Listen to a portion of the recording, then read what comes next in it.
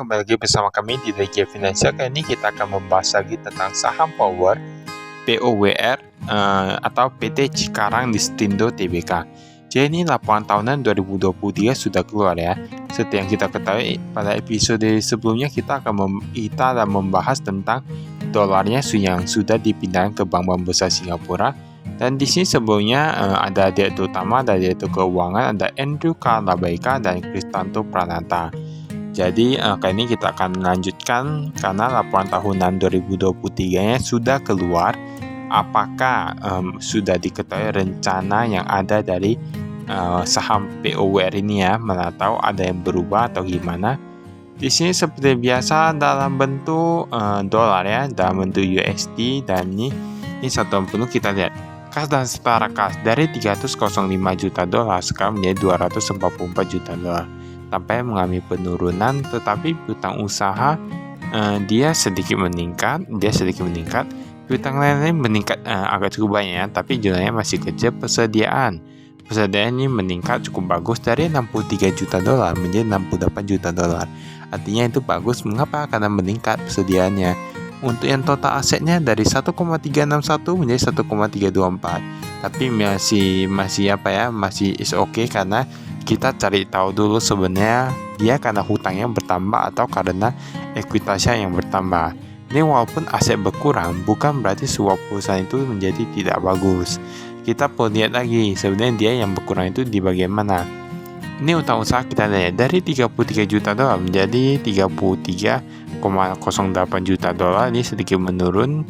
Untuk yang utang lain-lain sedikit meningkat, utang pajak meningkat juga ya. Untuk total hutang jangka pendek dari 54 juta dolar menjadi 57 juta dolar. Artinya apa? Meningkat untuk yang hutang jangka pendek, yang jangka panjang. Wah, ini menurun nih, 607 juta dolar menjadi 562 juta dolar. Dan ternyata benar sekali, total hutangnya itu menurun dari 661 juta dolar menjadi 620 juta dolar. Nah, ini cukup bagus ya, karena dia pun meningkat kurang lebih 40 juta dolar. 1 juta dolar paling 15 miliaran kali 4, nah paling 600 miliaran itulah ya. Jumlah ekuitas pun meningkat 699 juta dolar menjadi 704 juta dolar. Nah, ini cukup bagus. Artinya apa? Hutangnya menurun, ekuitasnya meningkat, bahkan kita lihat tadi persediaannya meningkat, dan piutangnya itu tidak terlalu jauh-jauh banget. Untuk penjualannya itu kita lihat, penjualannya itu ternyata gak gitu berkurang lah ya, 476 juta dolar menjadi 472 juta dolar. Dan ini untuk yang pegawai industri totalnya dari 550 menjadi 546, artinya berkurang sedikit saja. Laba usaha dari 133 juta dolar menjadi 124 juta dolar karena ada kenaikan di beban perbaikan, beban usaha, dan beban babakan dan lain-lain gitu lah ya. Pegawai juga meningkat. Nah, ini ada dikatakan pendapatan bunga meningkat hampir 2 kali lipat, bahkan udah lebih nih kayaknya, 8,2 juta dolar menjadi 19 juta dolar. Artinya ada meningkat dari 2 kali lipat lebih lah ya. Nah, kalau mau kita bilang nih cukup bagus sih. Bahkan pendapatan lain-lain dari 1,1 juta dolar meningkat menjadi 4,1 juta dolar. Ini walaupun dia agak sedikit berkurang labanya, tetapi kalau kita lihat masih is okay ya. Penerimaan dari pelanggan kita lihat dari 550 juta dolar menjadi 541 juta dolar. Pembayaran rangkas kepada pemasok ini agak berkurang.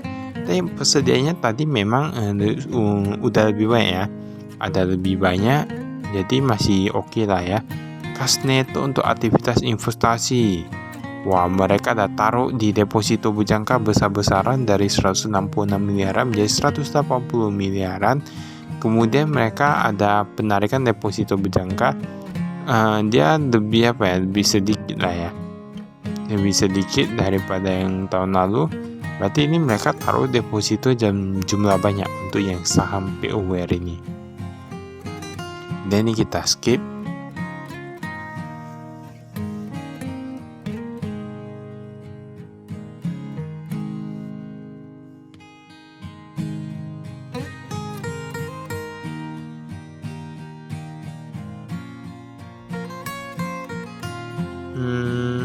kita skip lah ya.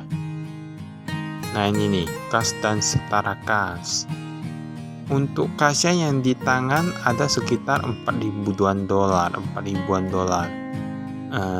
Dari 3,8 ribuan dolar. Lalu yang untuk dolar Amerika Serikat di bank itu paling banyak mereka taruh di bank CTBC. Nah, ada pernah dengar nggak? Bank CTBC ini dari 46 juta dolar menjadi 47 juta dolar. Bahkan meningkat ya kasnya dari 59 juta dolar menjadi 119 juta dolar. Nah, ini luar biasa.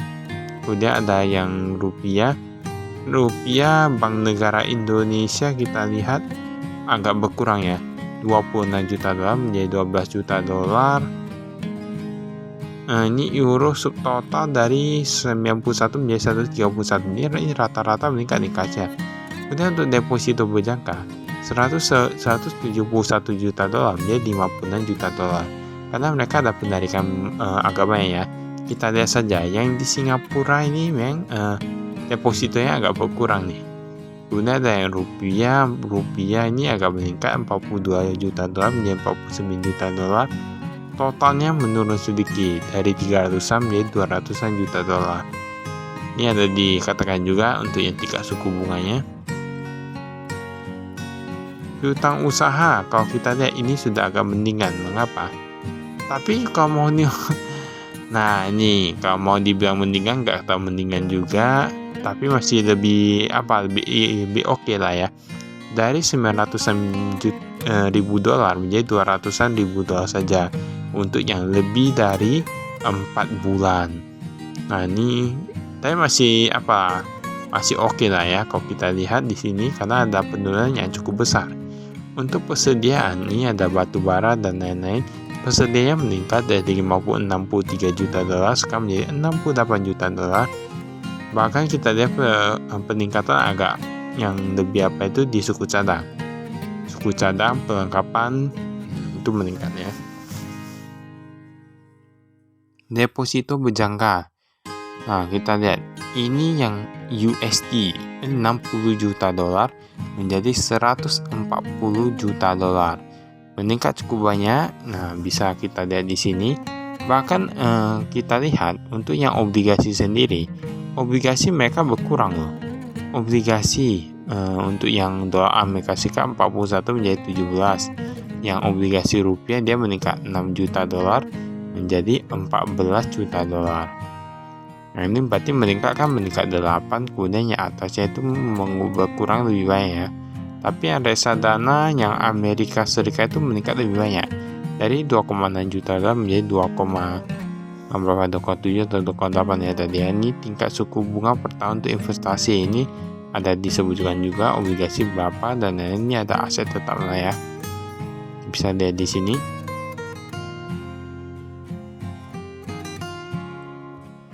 Tapi memang kalau kita lihat kita lebih kayaknya perusahaan ini agak lebih ke deposito sih.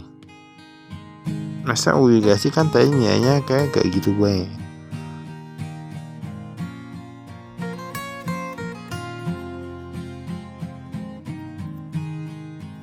Ini perpajakan kita skip.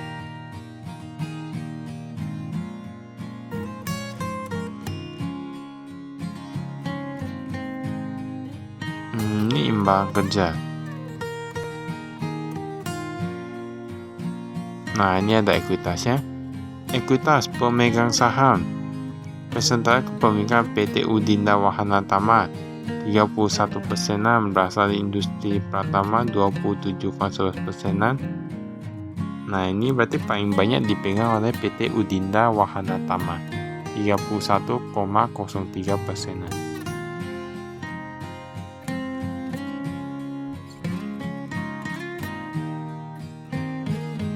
Tapi ini kayaknya agak berkurang ya. Ini kan yang dulu tadi 31,07. Tapi sebenarnya kalau mau dibilang nggak gitu beda jauh ya. Kalau misalnya berkurang nggak cukup sedikit atau gimana. Ini beban bahan bakarnya. Beban bahan bakar paling banyak itu yang di gas bumi. Tapi itu sudah mulai berkurang dan sekarang yang lebih meningkat di batu bara. 73 juta dolar menjadi 87 juta dolar. Bahkan biomasa meningkat. Nah, ada yang tahu gak itu biomasa itu gimana? Biomasa itu dia lebih ke dari alam juga ya, dari fosil juga, tapi dia biomasa itu katanya lebih efisiensi, maksudnya lebih efektif. Nah, lebih bagus digunakannya. Nah, daripada batu bara dan lain gitu. Nah, ada yang bilang kayak gitu, tapi kan nggak tahu juga ya. Ini beban usaha lain-lain. Ini beban usaha lainnya kita lihat di sini ada pendapat lain juga. Nah, ini sebenarnya salah satu pertanyaan yang kami pikir kayak gini ya. Kalau kita lihat dari beberapa laporan keuangan, kebanyakan keuntungan sesiklus itu rata-rata positif. Mengapa rata-rata tetap untung dari keuntungan sesiklus? Nah, tapi ini udah mau habis, maka itu saya dari kami. Sekian, terima kasih, saya investasi di video berikutnya nanti ya.